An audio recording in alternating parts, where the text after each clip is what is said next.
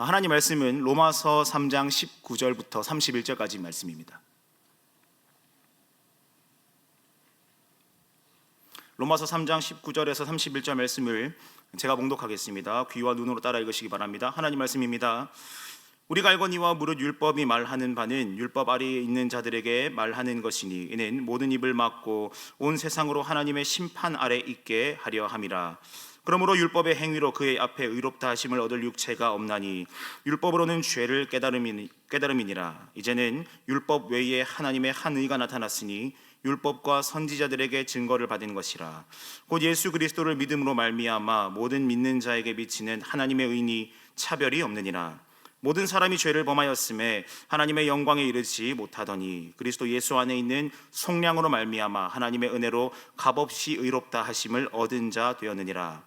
이 예수를 하나님이 그의 피로써 믿음으로 말미암는 화목 제물로 세우셨으니 이는 하나님께서 길이 참으시는 중에 전에 지은 죄를 간과하심으로 자기의 의로우심을 나타내려 하심이니 곧 이때에 자기의 의로우심을 나타내사 자기도 의로우시며 또한 예수 믿는 자를 의롭다 하려 하심이라. 그런즉 자랑할 때가 어디냐? 있을 수가 없느니라. 무슨 법으로냐? 행위로냐? 아니라 오직 믿음의 법으로니라. 그러므로 사람이 의롭다 하심을 얻은 것은 율법의 행위에 있지 않고 믿음으로 되는 줄 우리가 인정하노라.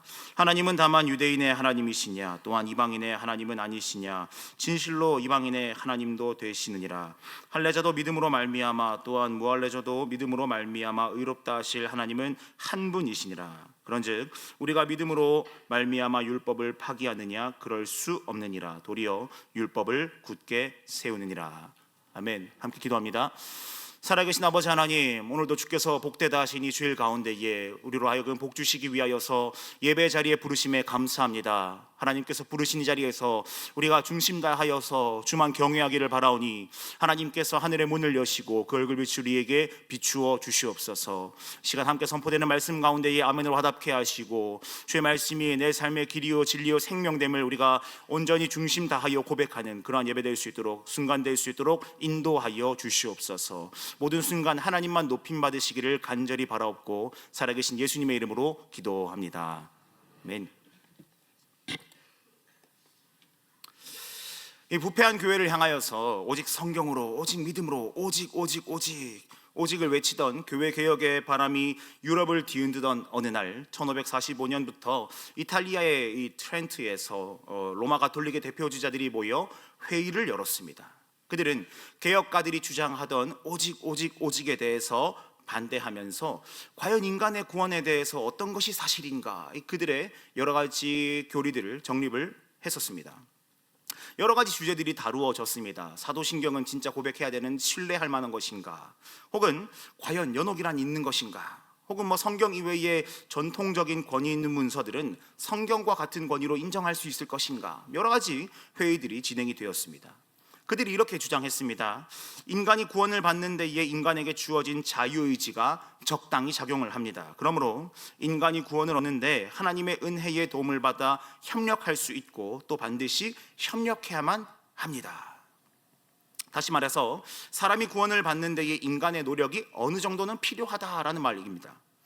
만약 그들의 말이 사실이었다면 여기에 앉아 계시는 성도 여러분께서는 구원을 받으실 만한 일들을 하며 살아오셨습니까?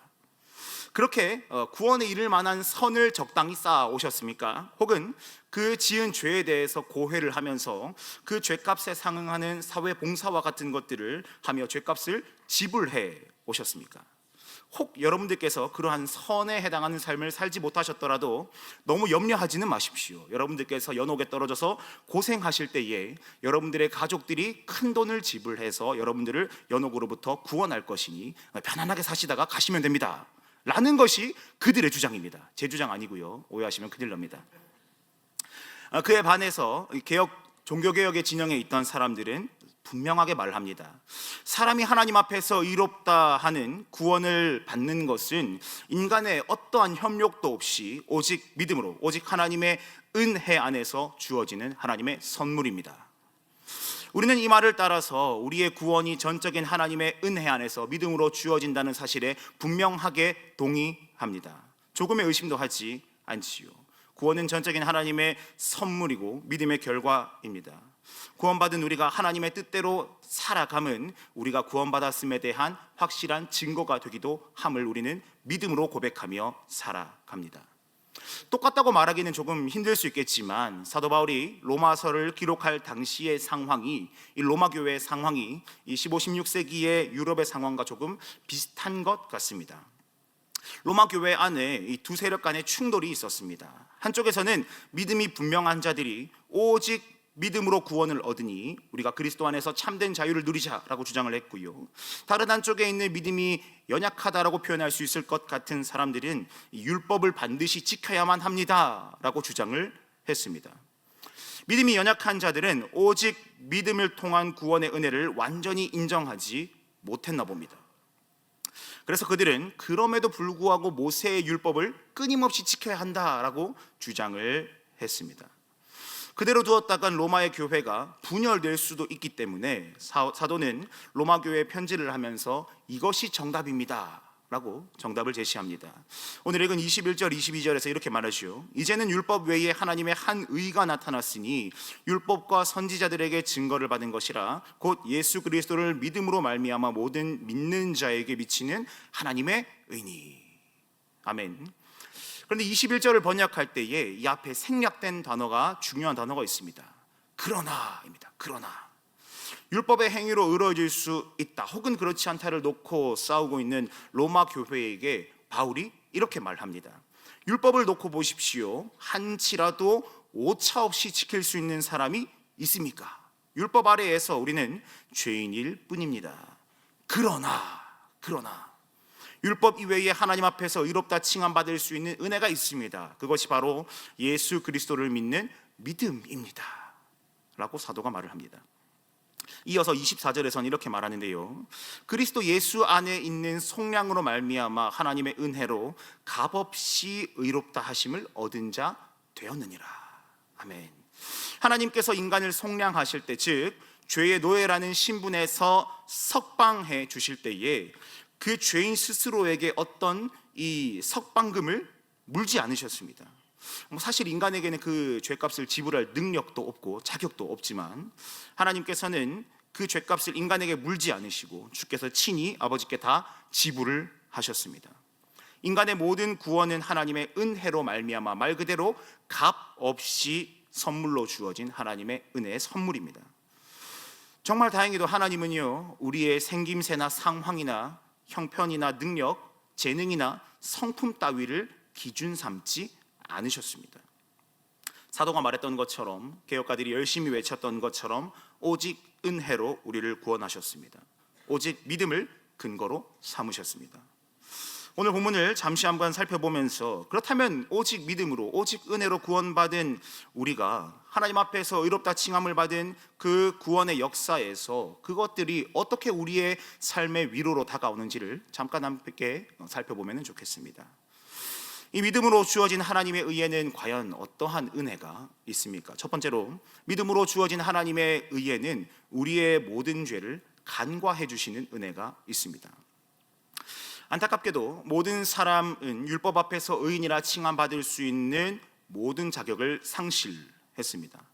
율법의 대표적인 예라 할 수 있는 10계명을 한번 살펴보십시다. 과연 사람이 이 10가지 계명이 가지고 있는 그 풍성한 의미를 다 지키며 살아간다는 것 현실적으로 가능하겠습니까? 율법 앞에서, 10계명 앞에서 흠이 없는 사람 손들어 보십시오 하면 손들 수 있는 사람이 누가 있겠습니까? 제가 이제 매주일 유치부 친구들과 예배를 합니다. 유치부 친구들에게 하루는 이 10계명을 설명할 수 있는 날이 찾아왔어요. 그래서 아이들에게 10가지 계명을 이렇게 설명을 해주고 질문을 합니다. 자, 얘들아, 여기에서 나는 태어나서 한 번도 7세 인생을 살아오는 동안 10계명을 어긴 적이 없다, 손 들어보세요. 그럼 아이들이 정말 이렇게 막 전투적으로 저요 손 듭니다. 막 지고 싶지 않은 거죠. 난 10계명을 어기지 않았습니다. 제가 그때 이렇게 말을 합니다. 얘들아, 너희 다 거짓말했네. 그럼 이제 너희 다 10계명 어긴 거야. 그럼 이제 아이들이 뭐야 이렇게 하면서 손을 내리고 저에게 원망의 눈빛을 쏘아보내는 그런 일들이 있습니다. 교육부서를 하시다 보면 이런 소소한 감동들을 느낄 때가 있습니다. 그러니 교육부서 교사로 많이 지원해 주십시오. 네. 너는 나 외에 다른 신들을 내게 두지 말라. 과연 사람이 살아가면서 하나님의 자리에 하나님 외에 다른 것을 올려놓지 않았다라고 자부할 수 있겠습니까? 결코 쉽지 않죠. 부모를 공경하라. 하나님께서 우리에게 허락하신 부모나 혹은 그에 상응하는 권위자에게 말씀 안에서 순종하며 복종하며 살아가는 것, 과연 그러한 삶을 우리가 평생 살아왔다 자부할 수가 있겠습니까? 절대 쉽지 않죠. 우리는 절대 완전한 존재가 아니니까. 그렇지 않겠습니까? 따라서 율법을 통해서는요, 사람은요, 내가 죄인이구나, 또 죄를 짓는구나, 내가 이렇게나 참으로 비참하구나, 이 사실을 늘 깨달을 뿐입니다. 하나님께서 요구하시는 하나님의 백성의 삶의 법칙 앞에서 점점 더 초라한 자신을 발견하게 되는 것, 혹은 하나님의 심판을 기다릴 수밖에 없던 것, 그것이 원래 우리의 모습이지 않습니까? 율법의 기준에서 볼 때에 가진 것이라고는 죄밖에 없는 우리들의 죄를 하나님께서는 그 은혜로 간과해 주신다라고 오늘 말씀은 말씀합니다. 간과라는 말의 의미가 무엇입니까? 헬라어 파레시스에는 지나쳐 버린다 혹은 눈 감아주다라는 의미가 있습니다. 하나님께서 율법 앞에서 죄인인 우리의 죄를 눈 감아주신다라고 말씀을 하십니다. 우리가 실제로 죄가 없는 것이 아니지만 죄가 없는 것으로 여겨주신다라는 선포입니다. 우리의 죄인됨이 선명하지만 주께서는 조금도 신경 쓰지 않으시겠다라고 말씀을 하시는 겁니다. 하나님께서 이처럼 우리의 죄를 간과해 주시는 이유는 그리스도께서 우리의 화목제물 혹은 속죄소가 되어 주셨기 때문입니다. 이 예수를 하나님이 그의 피로써 믿음으로 말미암는 화목제물로 세우셨습니다 라고 사도는 우리에게 분명히 말합니다. 이 화목제물이라고 번역된 힐라스테리오는 헬라어의 의미를 살펴보자니 화목제물이라는 의미도 있겠지만 또한 동시에 속죄소라는 의미를 품고 있기도 합니다. 지성소 안에 있는 언약궤 위에 놓여져 있는 뚜껑 혹은 덮개, 하나님께서 그 위에 있는 두 그룹 사이에 좌정하시어서 백성들을 통치하시는 하나님의 보좌, 그것이 바로 속죄소이지 않습니까? 그렇기 때문에 이 본문을 조금 다르게 번역하면은 이 예수를 하나님이 그의 피로써 믿음으로 말미암는 속죄소로 세우셨습니다 라고 번역을 할 수도 있겠습니다. 과거 이스라엘 백성들에게는 1년에 한 번 대속죄일이 있었습니다. 그때 대제사장이 모든 백성들을 대표하여서 1년에 한 번 여호와의 지성소 안으로 들어가게 됩니다. 지성소 안에 들어간 대제사장은 속죄소 위와 또 속죄소 앞에 피를 뿌립니다. 그 피는 속죄소 밑에 들어있는 율법 십계명 두 돌판의 기준에서 죄인이기에 심판받을 수밖에 없는 모든 이스라엘 백성들의 죄가 하나님 앞에 상달되지 못하도록 막는 가리어주는 의미가 1차적으로 있습니다.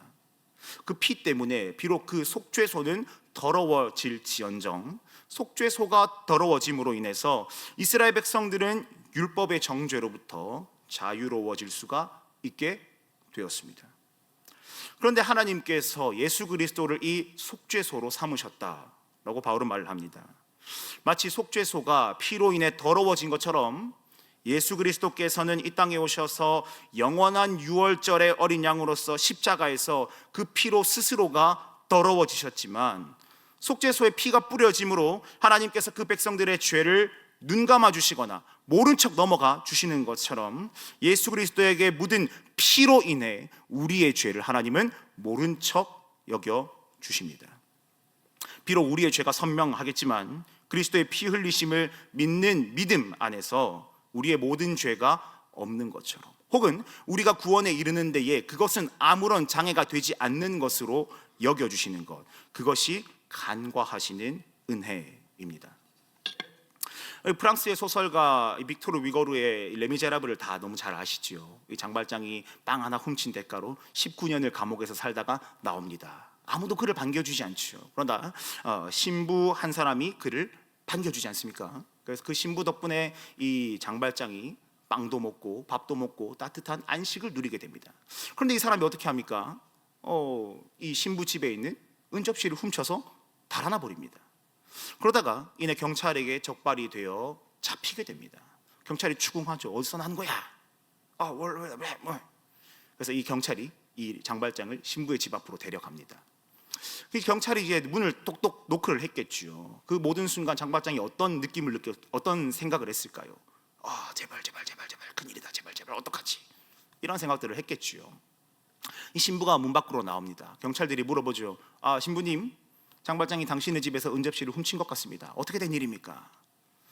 그때 이 신부가 이렇게 대답합니다. 그거 제가 준 건데요. 당신 왜 내가 준 은촛대까지 안 가져갔습니까? 다시 가져가세요. 장발장은 아마 이 경찰이 문을 두드리고 신부가 나오는 그 모든 순간 다 끝났다 생각을 했을 겁니다. 그런데 신부가 장발장의 죄를 모른 척 해줍니다. 아무런 상관없이 그냥 지나쳐 버립니다. 이게 바로 간과의 모습이지 않을까요? 사랑하는 성도 여러분, 우리는 이 소설 속 장발장이 얻어 누렸던 간과의 은혜와는 도무지 비교조차 할 수 없는 간과의 은혜를 누리며 살아가고 있습니다. 은 접시를 훔쳤기에 잠깐 감옥에 갔다가 나오면 될 일이지만 우리는 영원한 지옥 형벌이라는 그 죄의 결과로부터 하나님께서 간과해 주시는 구원의 은혜를 누리며 살아가고 있습니다. 우리가 아무리 탁월하다 한들 누군가의 죄를 간과하게 만들 수는 없습니다. 스스로의 죄를 간과하게 만든 채 당당하게 의롭게 살아갈 수도 없습니다. 그러나 하나님께서 예수 그리스도를 친히 우리의 속죄소 삼으심으로, 우리의 화목제물 삼으심으로 우리의 죄를 간과해 주셨습니다.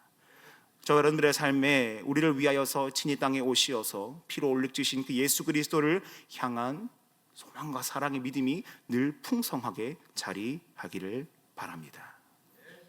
계속해서요, 믿음으로 주어진 하나님의 의는 우리에게 어떤 은혜가 있습니까? 둘째로, 믿음으로 주어진 하나님의 의에는 절대로 차별이 없습니다. 27절에서 29절에서 이렇게 말합니다. 그런즉 자랑할 때가 어디냐? 있을 수가 없느니라. 무슨 법으로냐? 행위로냐? 아니라 오직 믿음의 법으로니라. 그러므로 사람이 의롭다 하심을 얻는 것은 율법의 행위에 있지 않고 믿음으로 되는 줄 우리가 인정하노라. 하나님은 다만 유대인의 하나님이시냐 또한 이방인의 하나님은 아니시냐? 진실로 이방인의 하나님도 되시느니라. 할례자도 믿음으로 말미암아 또한 무할례자도 믿음으로 말미암아 의롭다 하실 하나님은 한 분이시니라. 아멘. 예수 그리스도께서 속죄소 되심으로 인하여서 간과의 은혜를 얻었음을 말한 사도는 계속해서 이렇게 질문을 합니다. 그런즉 자랑할 때가 어디 있습니까? 자랑할 때가 어디냐? 쉽게 말하면요, 보십시오. 구원에 있어서 여러분이 자랑할 만한 것이, 여러분의 행위를 자랑할 만한 것이 있습니까? 이렇게 질문을 합니다. 바울은 그에 대해서 바로 이어 해답을 가르쳐 줍니다. 있을 수가 없습니다. 있을 수가 없습니다. 여기에서 있을 수가 없다라는 말의 원어의 의미를 분석을 해보니까 완전히 배제됩니다 라는 의미입니다. 사람이 그 구원을 이룸에 있어서 자랑할 만한 것이 눈곱만큼도 없습니다 라는 말이겠죠. 왜냐하면 사람의 구원에 있어서 인간의 노력은 단 1%의 기여도 할 수가 없기 때문입니다. 그래서 바울은 사람의 구원이 율법의 행함에 있지 않고 오직 믿음으로, 은혜로 되는 것입니다 라고 말합니다. 그러면서 바울은 이어서 이렇게 말하죠. 하나님이 유대인들만의 하나님이시니까 이방인들의 하나님은 되지 않습니까? 하나님은 이방인의 하나님 또한 되십니다. 하나님은 오직 한 분이시므로 할례를 받았든 할례를 받지 않았든 믿음으로 동일하게 의롭다 칭하시는 분이십니다. 하나님께서 사람을 의롭다고 하실 때에 절대적으로 운에 기대게 하지 않으셨습니다. 복불복으로 이렇게 하지 않으신 거죠. 또 의롭다 칭함 받기 위해서 시험을 쳐서 통과해야 하는 커트라인을 주지도 않으셨습니다. 하나님께서 의롭다 여기시는 데에 신분을 놓고 그 사람을 줄지우지도 않으셨습니다. 유대인도 이방인도 믿음이 강한 자도 믿음이 약한 자도 사람의 어떠함은 아무런 자격이 되지 않습니다. 그와 어떠한 차별도 없이 오직 그리스도를 향한 분명한 믿음, 삼위 하나님께서 베푸신 구원의 사역에 대한 분명한 믿음 안에서 하나님은 차별 없이 그 사람의 모양새와 생김새와 어떠한 모든 것을 상관하지 않으시고 의롭다 여겨 주십니다. 그렇기 때문에 분명한 죄인이었던 구약의 기준에서는 선명하게도 이방인이었던 우리가 구원받은 자로 하나님의 나라를 살아갈 수 있는 차별 없는 은혜를 누리게 되었습니다. 하나님께서 요나 선지자에게 말씀을 하십니다. 원수의 나라 아수르의 수도 니느웨로 가서 심판의 경고를 해라. 이 말을 들은 요나가 일어나서 니느웨로 가는 척하더니 반대편 다시스로 가기 시작합니다. 요나가 왜 니느웨가 아닌 다시스로 갔겠습니까? 아수르의 수도로 가는 길이 멀어서였겠습니까? 아니죠. 아니면 사막의 길을 걸어야 됐기 때문에 힘이 들어서였겠습니까? 절대 아니죠. 요나가 니느웨로 걸어가기를 거절한 이유는 니느웨를 향한 하나님의 긍휼이 싫었기 때문입니다. 다시스로 도망하던 중에 바다에 풍랑이 일게 됩니다. 그리고 물고기 뱃속에서 요나가 갇히게 됩니다. 3일 동안 회심을 하시오.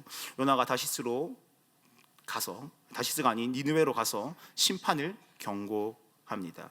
그렇게 하루 동안 이 주의 심판을 선포한 요나가 과연 니느웨가 멸망할까 하지 않을까 그것을 지켜보기 위해서 한 언덕으로 올라가지 않습니까? 그런데 아무리 기다려보아도 하나님의 심판이 임하지 않았습니다.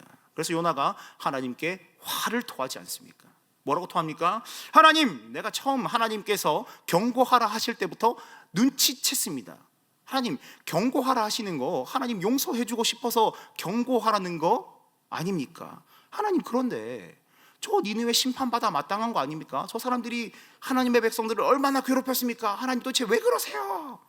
내가 믿는 하나님 그런 하나님 아닌데 왜 그러십니까? 요나가 피를 토하며 하나님께 따집니다. 요나가 지금 니느웨 성읍 옆 한 언덕에서 하나님, 어떻게 니느웨를 심판하지 않고 용서하실 수가 있습니까? 내가 그 꼴을 보느니 차라리 죽는 게 낫겠습니다 라고 화를 토하고 있습니다. 요나의 사고 속에서, 요나의 믿음 속에서 여호와 하나님은 오직 이스라엘의 하나님이시기 때문에 이스라엘의 대적들, 즉 이방인들은 하나님의 진노를 받아 마땅한 자들이다 라고 생각을 했으면 틀림없습니다. 그런데요, 하나님은 요나서에서 마지막에 이렇게 요나에게 생각을 전하십니다. 하물며 이 큰 성읍 니느웨에는 좌우를 분별하지 못하는 자가 12만여 명이요 가축도 많이 있나니 내가 어찌 아끼지 아니하겠느냐. 요나는요, 하나님의 차별적인 구원을 원했습니다. 당시 유대인들이 대부분 그렇게 했을 거예요. 유대인들의 사고 속에서 이방인들은 지옥의 땔감 정도였으니까요. 단지 자신이 유대인이라는 이유로 오직 나만의 하나님, 우리 이스라엘들만의 하나님이어야 된다라고 믿었습니다. 그런데 하나님이 뭐라고 말씀하십니까? 하나님은 유대인들만의 하나님이 아니라 니느웨마저도 사랑하시는 차별이 없으신 하나님이시다. 하나님은 분명히 말씀을 해 주셨습니다. 이게 바로 여전히 변함없으신, 조금의 차별 없이 사랑하시는 하나님의 구원의 은혜입니다. 예전에 어린 시절 이런 노래를 자주 불렀습니다. 돈으로도 못 가요 하나님 나라, 힘으로도 못 가요 하나님 나라, 거듭나면 가는 나라 하나님 나라, 믿음으로 가는 나라 하나님 나라. 세대를 막론하고 다 아시는 그런 노래이지 않습니까? 이 노래에서 말하는 것처럼 하나님의 구원의 은혜에는 어떠한 혈통도, 그 사람의 집안 배경도, 돈이 많고 적음도, 할례를 받고 받지 않음도, 어떠한 차별도 존재하지 않습니다. 하나님으로부터 오는 차별 없는 구원은 오직 믿음으로 이루어집니다. 나아가 우리들은 하나님께서 차별이 없으신 하나님이시기 때문에 그 사랑 안에 머무는 자로서 우리 또한 차별 없이 사랑해야 합니다. 하나님이 아무런 조건과 대가를 바라지 않으시고 차별 없이 우리를 사랑하셨기 때문에 우리들은 설령 우리의 원수와 같은 자들이라 할지라도 가슴에 품을 수가 있어야겠습니다. 내가 직분이 무언데 네가 알아서 기어야지. 내가 사회적으로 지위가 이건데 말이야, 네가 알아서 잘해야지. 내가 이 교회 출석이 몇 년 차인데 말이야, 너 며칠 됐어. 이런 거 계산하는 게 아니고요, 하나님의 사랑이 차별 없이 우리에게 주어졌기 때문에 우리도 차별 없이 사랑하는 것이 마땅하지 않겠습니까? 심지어 그 사랑을 위해서 때로는 내가 기꺼이 참고 낮아지는 것, 그거 우리가 즐거움으로 감당해 봐야 하지 않겠습니까? 너무 힘들겠죠. 엄청 힘들 거예요. 하지만 하나님의 사랑이 차별 없는 것처럼 우리도 사랑하기 위해서 발버둥 쳐봐야 하지 않겠습니까? 하나님의 차별 없는 은혜로 인해 구원의 은혜를 누리시는 여러분, 나 같은 자도 사랑하시는 하나님의 그 은혜를 기억하고 감사하시면서 하나님의 사랑을 닮아 힘써 사랑함으로 함께 지어져 가시는 여러분들 되시기를 바랍니다. 믿음으로 주어진 하나님의 의는 우리에게 어떤 은혜가 있습니까? 셋째로요, 믿음으로 주어진 하나님의 의는 우리로 하여금 하나님의 백성으로 더욱더 굳건하게 하시는 은혜가 있습니다. 31절에서 이렇게 말씀합니다. 그런즉 우리가 믿음으로 말미암아 율법을 파기하느냐? 그럴 수 없느니라. 도리어 율법을 굳게 세우느니라. 하나님의 은혜로 오직 믿음으로 구원이 차별 없이 주어졌음을 말한 사도는 이어서 또 한 가지 질문을 합니다. 그런즉 우리가 믿음으로 말미암아 율법을 파기합니까? 여기에서 사용된 파기하다라는 단어 카타르게오라는 말은 효력이 없다 이 말입니다. 효력이 없다, 무효화된다 이 말입니다. 이 로마 교회를 향한 바울의 편지를 받아든 사람들은 바울이 앞서 계속해서 율법이 아니라 오직 믿음으로 의롭다함을 받는다라고 말을 했으니 그렇다면 이제 율법은 필요 없는 것 아닌가 이런 생각을 했을 수도 있겠지요. 그런 난관에서 실제로 몇몇 유대인들은 바울을 향하여서 모세를 배반하고 율법을 폐한다고 비난했나 봅니다. 바울을 원망하기도 했겠지요. 유대인들이 이처럼 난감해하고 흔들릴 수밖에 없었던 이유는 율법이라는 것이 유대인들에게 있어서 정체성 그 자체였기 때문입니다. 이러한 도전에 대해서 바울은 분명한 해답을 제시합니다. 그럴 수가 없습니다. 도리어 율법을 굳게 세워갑니다. 이 말을 듣는 유대인들은 또한 의아한 표정을 지었겠지요.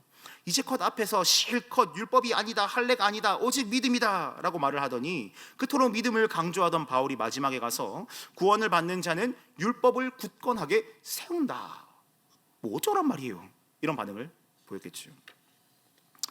그런데 바울이 여기서 말하고 있는 율법이라는 것은 그토록 유대인들이 사모하여서 문자적으로 지켰던 율법이다 라고 말하기는 조금 힘들 것 같습니다. 지금 바울이 굳게 세워야 한다고 말하는 율법은 그들이 주장했던 토라 속의 율법, 문자 그대로의 율법에 대한 행함 그 자체를 말하는 것이 아니라 말씀에서 계시하시는 바 모든 성도들이 살아내야 할 삶의 기준이다라는 것을 밝히고 있습니다. 다시 말해서 하나님께서 우리에게 계시하시는 이 모든 성경 말씀이 바로 우리가 굳게 세워가야 할 율법이다. 다시 말해 믿는 자가 살아내야 할 삶의 방법이다라는 것을 사도가 전하고 있습니다. 이런 의미에서 바울이 말하는 율법을 굳게 세운다는 것은 로마 교회에 있는 유대인들처럼 문자 자체에 주목을 하는 것이 아니라 그 율법의 내용, 다시 말해 하나님의 뜻을 내 삶으로 실현해내는 것, 그것을 의미한다고 보아야겠지요. 전적으로 하나님께 순종하는 삶, 하나님이 기뻐하시는 삶을 살아내는 것, 그것이 구원받은 자가 살아내야 하는 삶의 모습이다라고 말합니다. 야고보 사도는 이렇게 말합니다. 하나님 아버지 앞에서 정결하고 더러움이 없는 경건은 곧 고아와 과부를 그 환난 중에 돌보고 또 자기를 지켜 새 속에 물들지 아니하는 그것이니라. 하나님 앞에서 정결하고 더러움이 없는 삶, 즉 여호와를 경외하는 삶은 고아와 과부를 그 환난 중에 돌보는 것이래요. 이 말이 무엇입니까? 단순히 우리가 구제를 열심히 한다면 그것이 곧 경건하다라는 것을 말하는 것일까요? 그렇다면 지금 당장 저 길거리에 가서, 김포에는 잘 못 뵌 것 같지만 저 길거리에 가서 좀 힘들어서 이렇게 도움을 필요로 하는 자들에게 100원 말고 1,000원, 1,000원 말고 10,000원 이렇게 하면 그것이 바로 경건한 사람의 모습이 되는 것일까요? 그렇진 않겠죠.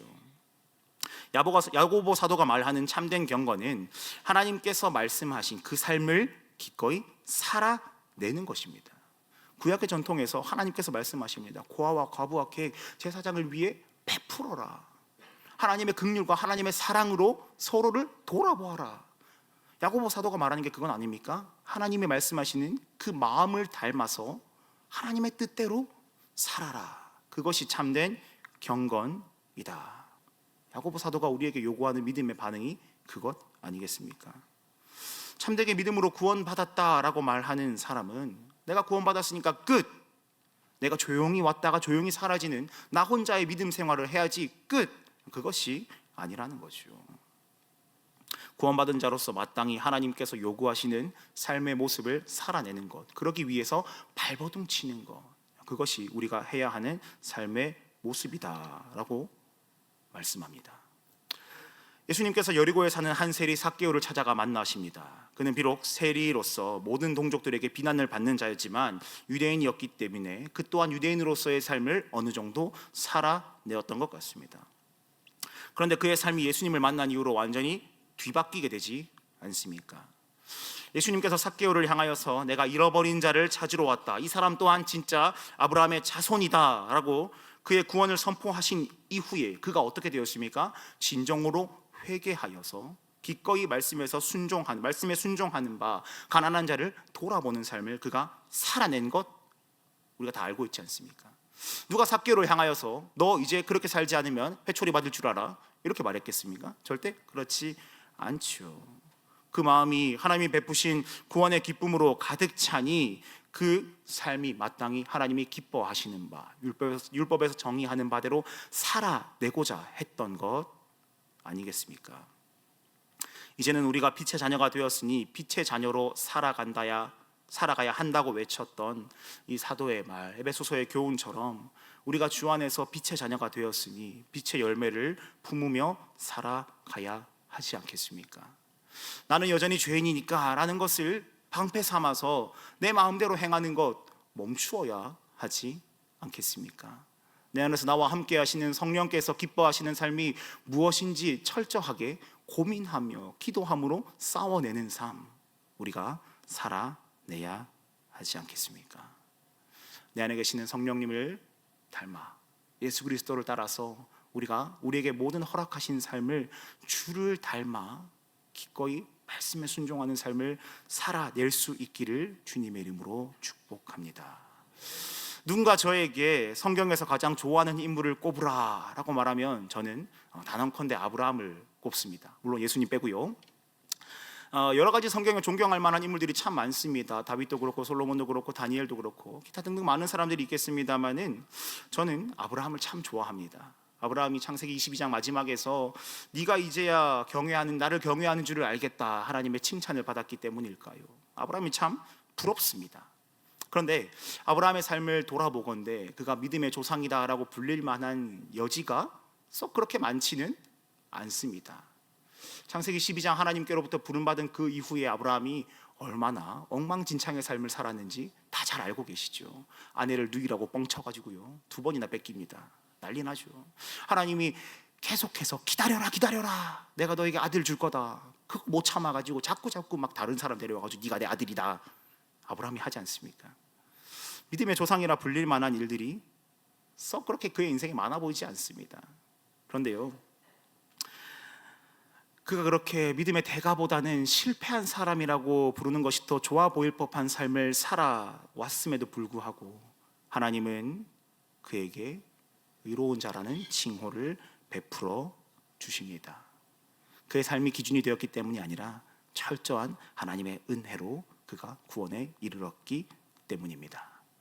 말씀을 뵙겠습니다. 누군가가 여러분들을 향하여서 참 당신은 왜 그렇게 교회를 가는 거요? 라고 질문한다면 뭐라 답하시겠습니까? 이 질문에 대해서 많은 사람들이 천국 가고 싶어서요, 혹은 예수 믿고 복 받아야 안 되겠습니까? 라는 답을 합니다. 뭐 그럴 수도 있겠죠. 중요한 대답이라고 할 수 있겠죠. 그런데 사실 우리의 대답은 이렇게 바뀌면 좋겠습니다. 우리를 구원하신 하나님이 그리스도 예수 안에서 우리를 하나로 모으시고 예배하게 하셨으니 우리가 그 말씀에 순종하여 기꺼이 교회로 모입니다. 믿음으로 구원받은 우리들은 우리의 모든 죄를 간과해 주시는 은혜 속에서 차별 없이 주어진 은혜를 사모하기 때문에 교회로 모이기를 힘씁니다. 더욱 하나님의 백성으로 지어져가는 그 구원의 감격 속에서 하나님이 매주 우리를 불러주시기 때문에 우리가 교회로 모이기를 힘씁니다. 우리의 대답이 이렇게 바뀌어지면 참 좋겠습니다. 오직 믿음으로 의롭다 칭함을 받은 사랑하시는 성도 여러분, 우리의 모든 죄를 간과해 주시는 그 은혜 속에서 차별이 없는 하나님의 그 사랑 속에서 하나님의 말씀에 순종하고자 매일매일 믿음의 발걸음을 걸어가시는 여러분들 되시기를 주님의 이름으로 축복합니다.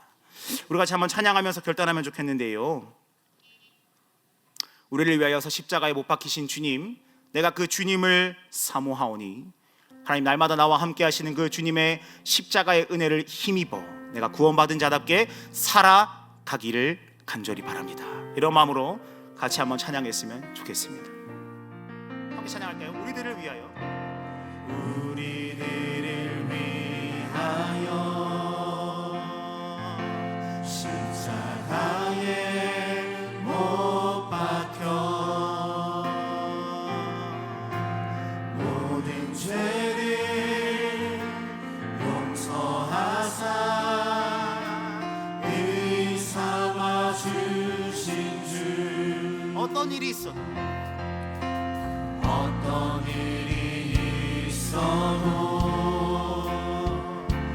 나를 버리지 않고 죽기까지 사랑하신 나의 귀한 예수님, 내 마음의 한자리, 내 마음의 한자리, 가장 귀한 그 자리, 주 오셔서 앉으소서. 주님만 나의 보배, 내 마음의 한자리, 내 마음의 한자리, 가장 귀한 그 자리, 주 오셔서 다스리소서. 주님만 나의, 어떤 일이 있어도 나를 버리시 않고, 어떤 일이 있어도 나를 버리지 않고 죽기까지 사랑하신 나의 귀한 예수님, 내 마음의 한자리, 가장 귀한 그 자리, 주 오셔서 앉으소서.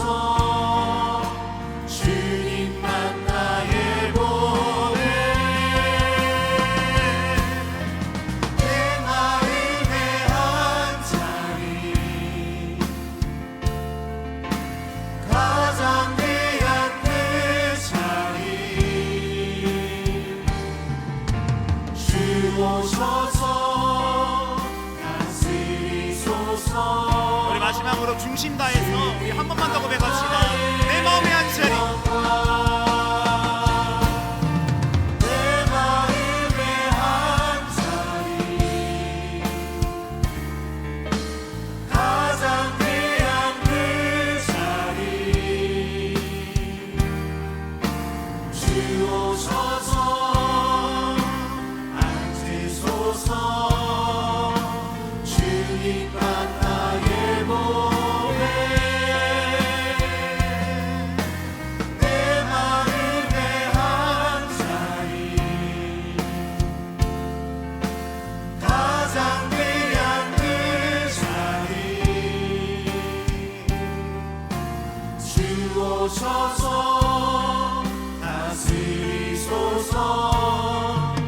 주님만 나의 영광.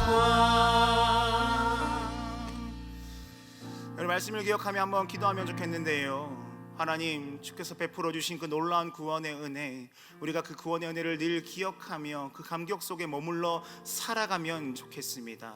나와 함께 하시는 그 주님께서 우리로 하여금 차별 없이 주어진 간과하시는 은혜 속에서 주어진 그 놀라우신 하나님의 사랑을 늘 기억하게 하시고 우리가 그 사랑을 힘입어서 그리스도를 닮아 말씀에 온전히 순종하는 삶 살아갈 수 있도록 하나님 나에게 허락하실 한 주도 나와 동행하여 주옵소서. 우리 한번 같이 마음을 모아 기도하며 나가겠습니다. 살아계신 아버지 하나님, 하나님께서 베풀어 주신 은혜를 사모하며 나아갑니다. 하나님, 우리에게 주어진 그 차별 없이 주어진 그 사랑의 은혜, 하나님 우리에게 간과하심으로 인하여서 주어진 그 은혜를 우리가 늘 기억하며 살아갈 수 있기를 바랍니다. 하나님, 우리가 그 구원의 은혜를 힘입어서 내가 어떤 일이 있어도 나를 버리지 않으시는 그 예수 그리스도의 사랑을 닮아서 하나님 말씀에 온전히 순종하는 삶을 살아내기를 원합니다. 하나님이 우리에게 요구하시는 바 마땅히 구원받은 자의 삶을 살아내기를 원하오니 하나님 우리와 함께하여 주시옵소서. 하나님, 그럼에도 불구하고 자꾸만 연약함을 핑계 삼아 우리는 넘어집니다. 사랑하기보다는 미워하기에 익숙합니다. 누군가를 용서하기보다는 내 기준에서 이해되지 않기에 함부로 비난하고 비방하기에 익숙합니다. 하나님, 그러한 우리를 용서하시고 하나님 우리에게 긍휼과 자비의 마음을 베풀어 주셔서 온전히 하나님을 닮아가는 삶을 살아갈 수 있도록 하나님의 은혜를 베풀어 주시옵소서. 하나님의 은혜를 구하오니 하나님 나에게 허락하실 한 주도 주님 동행하여 주시옵소서.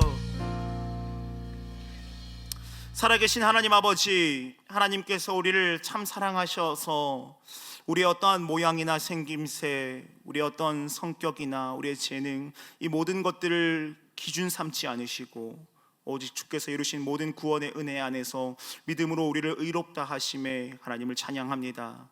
하나님, 우리에게 주어진 그 간과로부터 주어진 그 구원의 은혜, 차별이 없이 온전하게 주어진 그 구원의 은혜를 늘 기억하며 살아가면 좋겠습니다. 하나님, 우리와 함께 하시는 어떤 일이 있어도 우리를 떠나지 않으시고 버리지 않으시는 그 그리스도의 사랑을 힘입어서 그 구원의 은혜 안에 머물면서 우리가 그리스도를 닮은 삶을 살아가기를 원합니다. 말씀에 순종하면 좋겠습니다. 이웃을 사랑하며 살아갈 수 있으면 참 좋겠습니다.